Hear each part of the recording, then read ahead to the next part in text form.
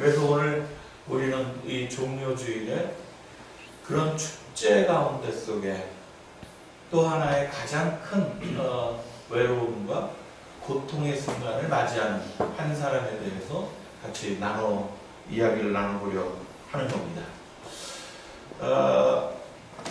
이 본문은 이후에 예수 그리스도께서 로마의 병사들에게 잡히시고 십자가에 달려 돌아가시기까지 바로 직전에 있었던 사건으로 기록하고 있습니다.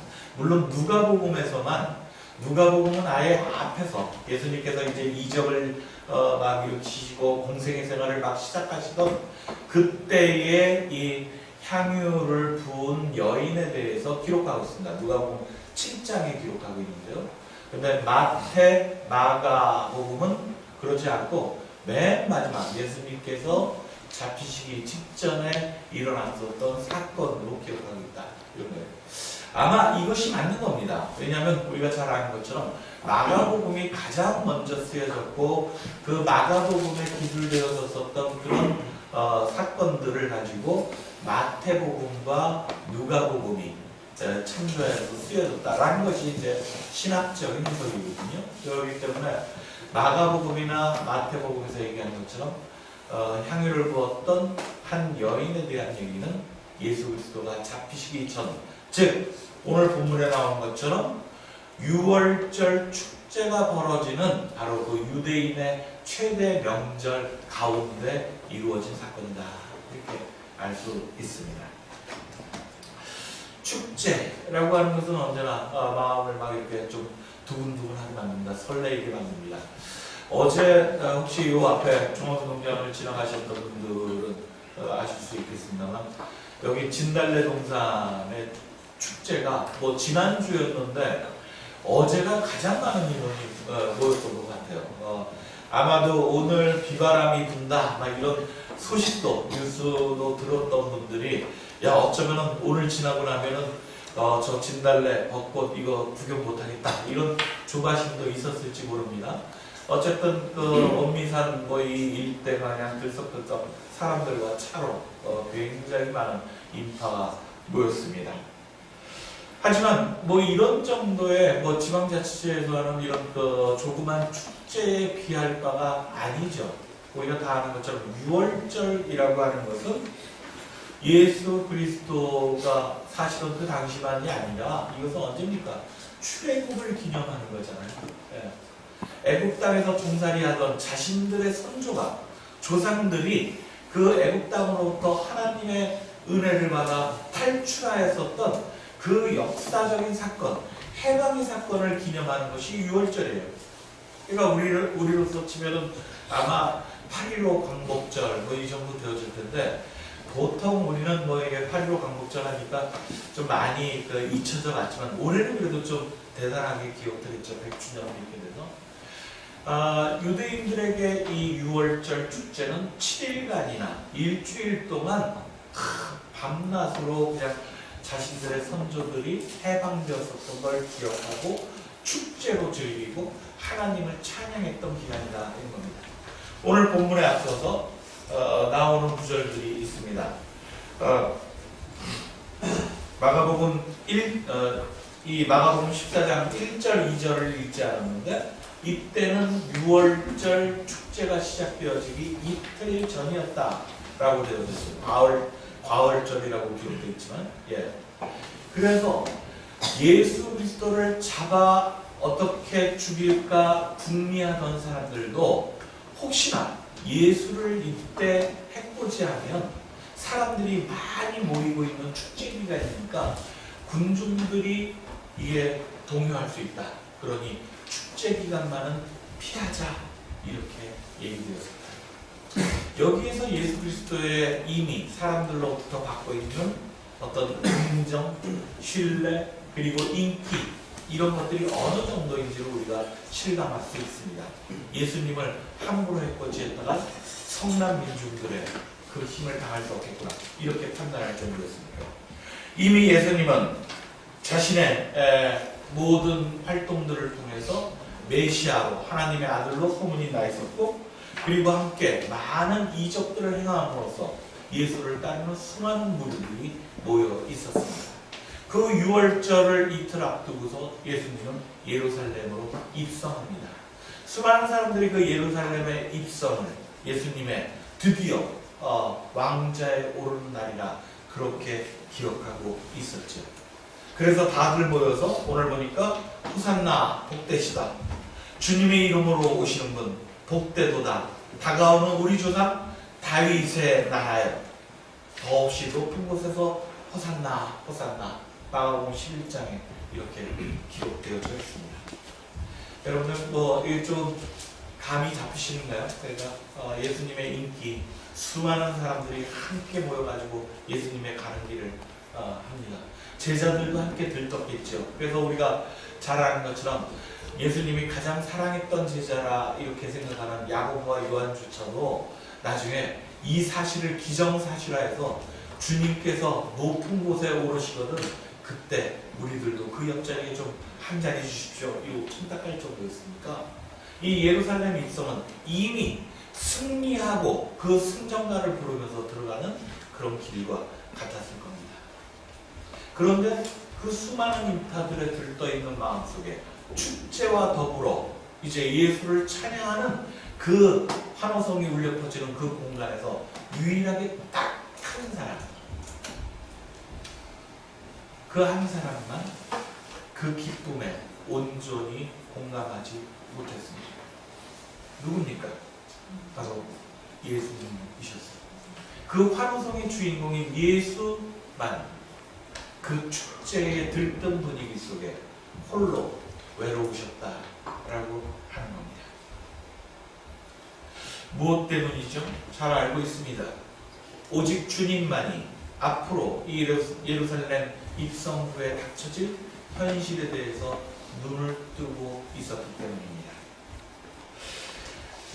우리가 마가복음을 따라서 이렇게 사순절의 시간들을 되짚어 보면 예루살렘에 입성하시고 난 이후 예수님의 하루하루는 긴장의 연속이었습니다.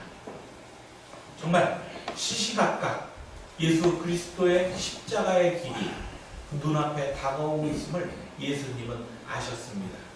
그래서 그랬는지 모릅니다. 어쩌면 예수님은 더욱 비장하게, 더욱 단호하게, 더욱 거친 말투로 예루살렘에서의 행적을 이어갔습니다. 가장 먼저 예루살렘에 입성해서 여러분들 예수님이 하셨던 맞닥뜨렸던 사건, 어떤 사건이죠? 성전 정화 사건입니다. 성전 체제, 종교 기득권자들에 의해서 이루어지고 그들의 생계수단뿐만 아니라 그들의 권력이 유지되어질 수 있도록 만들어주는 가장 중요한 단계, 성전으로 향하셨습니다. 그리고 그곳에서 성전뜰에서 팔고 사는 사람들을 내쫓고 돈 바꿔주는 사람들을 그들이 앞에 놓여있는 상을 뒤엎으면서 내 집은 만민이 기도하는 집이다. 그런데 너희들이 강도의 소굴로 만들어버렸구나. 이렇게 주님은 벼락 같은 외침을 하십니다. 이게 마가복음 11장에로부터 시작되어진 것입니다.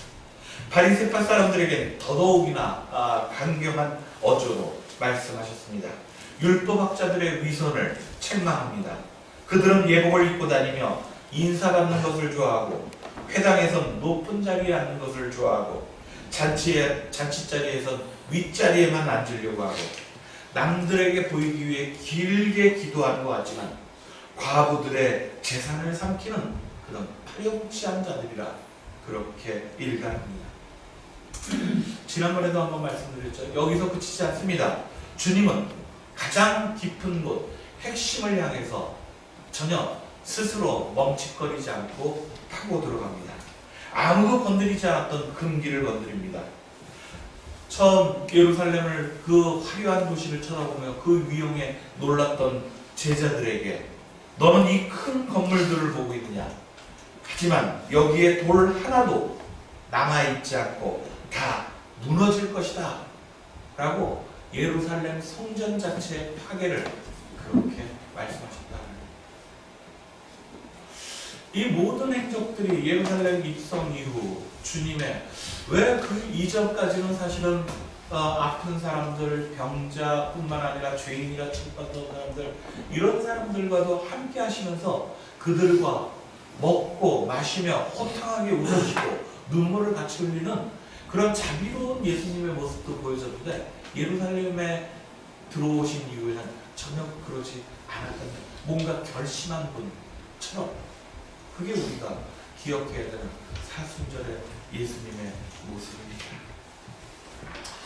제자들이 왜 눈치를 못 챘을까 답답합니다. 이런 주님의 스승의 모습을 보면 주님께서 뭔가 달라지셨는데 왜 이렇게 조급하시지? 조금 더 부드럽게 할 수 있을 텐데 이런 회의가 들지 않았을까 싶습니다. 그런데 주님께서는 이런저런 자리에서 이미 제자들에게 당신이 당하실 그 고난과 십자가의 죽음을 여러 번, 3번씩이나 그렇게 이야기하셨어요. 주님께서 자신이 당해야 될 고난을 온전히 혼자만 지려고 하셨던 게 아닙니다. 이거를 우리가 기억해야 돼요.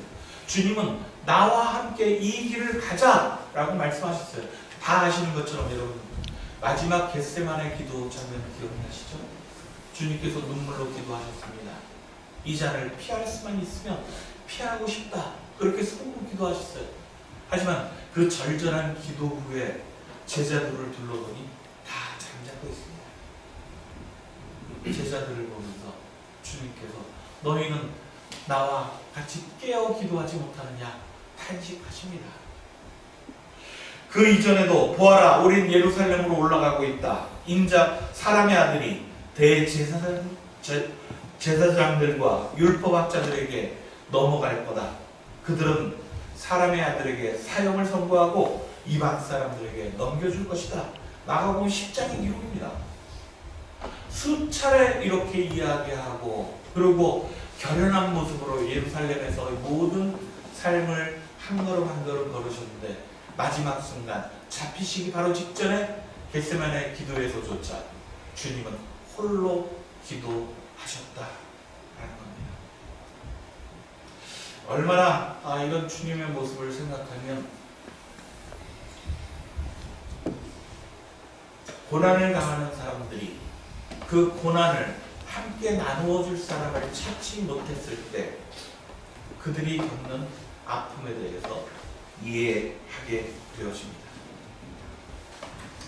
오늘 우리는 하나의 그 가운데 속에 위로가 되어지는 본문을 만납니다.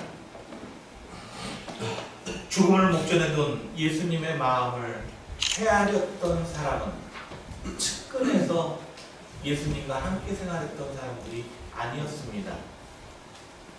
한 여인이 예수님을 찾아와 그에게 귀한 향유 한 옥합을 쏟아 부었다라고 합니다. 3,000데나리온이나 되는 아주 귀한 것이라 얘기합니다. 우리는 좀 냉정하게 이 장면에서 한번 볼까요? 3,000데나리온이라고 하는 향유 한 옥합을 온전히 주님에게 쏟아붓는 여인을 향해서 제자들이 화를 내지요. 일단 아깝다 이런 생각을 했을 겁니다. 당황스러웠을 겁니다. 이 귀한 것을 어찌 여기다 쏟아부을 수 있는가 라고 화가 났을 겁니다. 그리고 나서 화를 내야 하는 이유를 자신들의 종교적 정당성을 가지고 찾기 시작했을 거예요. 그리고 나서 그들이 찾았던 정당한 이유는 귀한 것을 그저 마구 허비했다, 쓸모없는 일에 썼다라는 겁니다. 그것을 거기에 덧붙여서 설명합니다. 그것을 팔아가지고 가난한 사람들에게 나누어줬으면 얼마나 더 많이 그랬을까라고 얘기합니다. 여러분 이 장면에서 어디선가 많이 본 듯한 이런 데자뷰 이런 것들이 일어나지 않아요? 우리가 사는 요즘 현실 시대에도 수많은 재해, 재앙을 통해서 그래서 고통을 당하는 사람들을 봅니다. 오늘 세월호뿐만 아니라 강원도에 일어났던 산불이며 지진이며 또는 수많은 사건과 그런 사고들을 통해서 고통을 받는 사람들에게 우리는 그들이 그 고통을 딛고 일어날 수 있도록 뭔가 손길을 내밀어야 합니다. 대부분은 것이다. 그죠?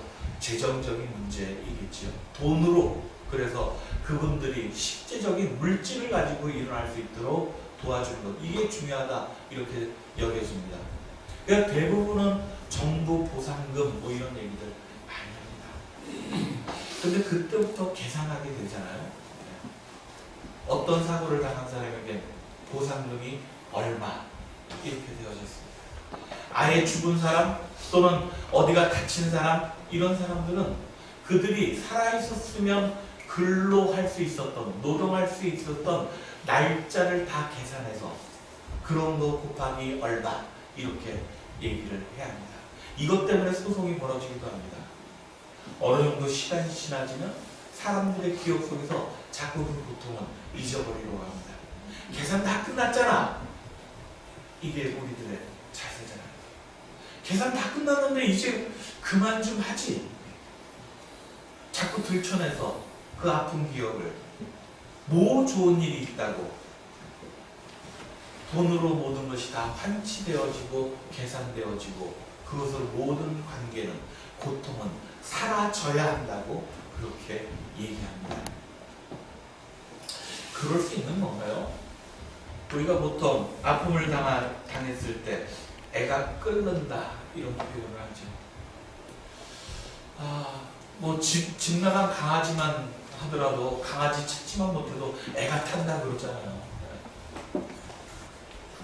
내 가족이, 내 이웃이, 함께 살아가던 사람이 그렇게 우리의 곁에서 사라지고 나면 우리는 애가 끊어지는, 창자가 끊어지는 그런 고통을 받게 됩니다. 이게 뭔 뜻인가요? 그것은 식도뿐만 아니라 우리 모든 것의 장기들, 즉 먹어야만 살 수 있는 생명체가 물도 음식도 밥 한 숟가락도 목으로 넘기지 못하는 아픔, 그래서 정말 죽을 것 같은 그런 고통, 이것이 애가 끓는다는 고통이에요.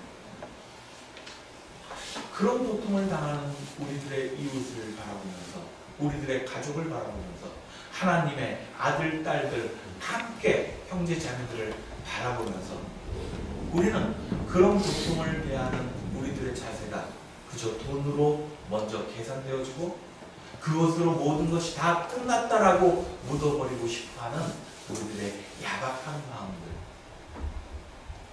이것에 비해 오늘 향유한 옷감을 부은 여인의 이 모습은 참으로 우리를 되돌아보게 하는 그런 말씀이 아닌가 싶습니다.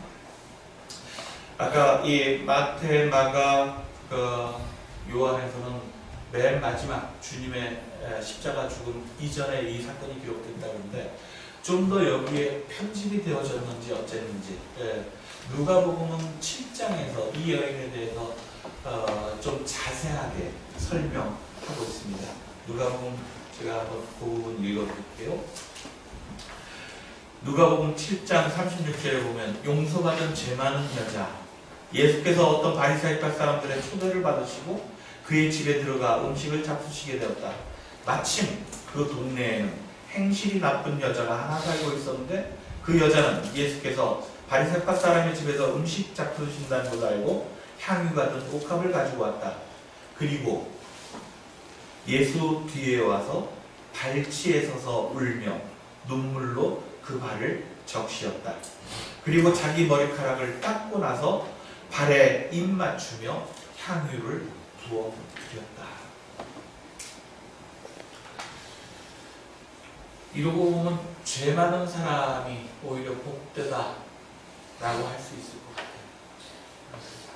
주님의 앞에 감히 나서지 못하고 그 뒤에 서서 먼 발치로 주님을 물끄러미 바라보면서 저분이 당하실 앞으로의 고난에 공감하며, 그래서 언제 순간인가 예상컨대 이 여인은 그 예수님께서 자신의 손을 붙잡아 주었던, 여인의 죄를 용서해 주었던, 또는 예수님을 통해서 뭔가 희망과 새로운 삶에 대한 결심을 했던 그런 여인이었을 것이다. 이렇게 생각해요. 그런 여인이었기 때문에 홀로 외로우신 주님의 그 발치에 앉아 눈물로 머리카락으로 주님의 발을 닦아 드릴 수 있었던 거죠. 제평교회 여러분, 우리는 죄인입니다. 주님의 십자가의 길, 그 길 기억하면서 그 가운데 우리가 함께하지 못했음을 솔직히 고백하는 사람들이라면 우리는 주 앞에 당당하게 나서지 못하고 그저 뒤에 서서 물끄러미 주님을 위해 눈물을 흘리는 그런 죄인일 수밖에 없습니다. 우리는 또한 죄인입니다. 이 시대를 살아가면서 우리가 놓쳤던 수많은 이웃들의 아픔들, 우리가 지켰어야 하는 수많은 우리들의 아이들, 이 세상에 우리가 파괴하며 무심하게 외면했었던 창조세계의 그런 모든 생명들, 이 앞에서는 우리는 정말 주님 앞에 어찌 기도해야 할지 모르는 그런 죄인일 수밖에 없습니다.